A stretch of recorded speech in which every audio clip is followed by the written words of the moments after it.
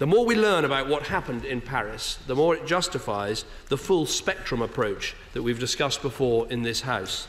When you're dealing with radicalised European Muslims linked to ISIL in Syria and inspired by a poisonous narrative of extremism, you need an approach that covers the full range: military power, counter-terrorism expertise, and defeating the poisonous narrative that is the root cause of this evil. Well, that all sounds sensible enough. When you're dealing with radicalised European Muslims linked to ISIL in Syria and inspired by a poisonous narrative of extremism, who wouldn't want to do all they could to destroy them? But this isn't what Cameron wants to do. The fact of the matter is that once Cameron has bribed and blackmailed enough MPs to get the vote to bomb ISIS in Syria through Parliament, he will very quickly switch his priorities soon after the bombing has started and turn his attention to Assad. Cameron wants Assad out. He's been told by his puppet masters to get Assad out. Cameron openly wants regime change in Syria, which is illegal under international law. So ISIS, following the Paris attack, have given Cameron the perfect excuse to get his second vote on Syria that he will probably win.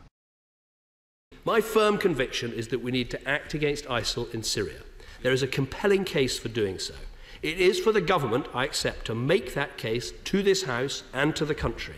Mr. Speaker, it is important that the whole House understands the reality of the situation we are in. The reality of the situation that we are in, Cameron, is this. You, Cameron, destroyed Libya, killing up to, some reports say, 60,000 innocent people on the way. And who did you do it for? You did it for corporations and banks. Then you deserted Libya, creating a vacuum for a group like ISIS to ferment and grow.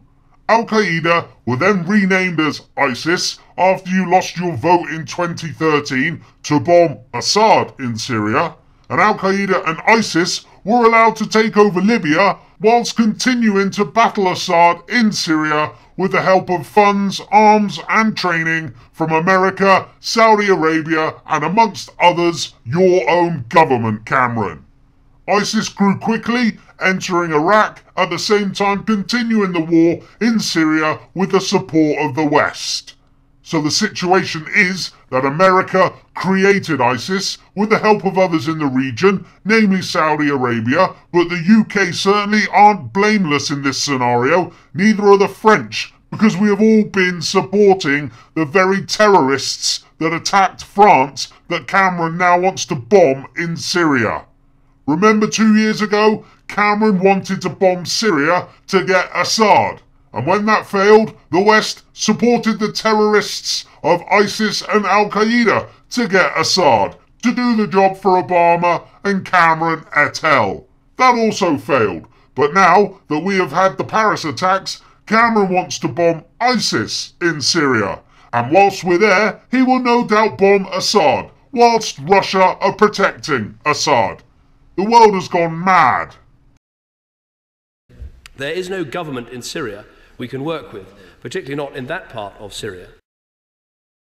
There is a government in Syria. You have just chosen not to recognise Assad so that you can get round your arms embargo, and that will allow you to send weapons to his enemies, who are Al-Qaeda and ISIS. There are no rigorous police investigations or independent courts upholding justice in Raqqa. I couldn't help but laugh at that. There are no rigorous police investigations or independent courts upholding justice in the UK, let alone in Syria. The front on Cameron is unbelievable. The only way to stop ISIS is to stop the funding, to stop the supply of weapons. That is the only way to stop them. Otherwise, your war policy will cost thousands of more lives and go on for possibly decades. We have no military on the ground to detain those preparing plots against our people. In this situation, we do not protect the British people by sitting back and wishing that things were different. We have to act to keep our people safe. And that is what this government will always do.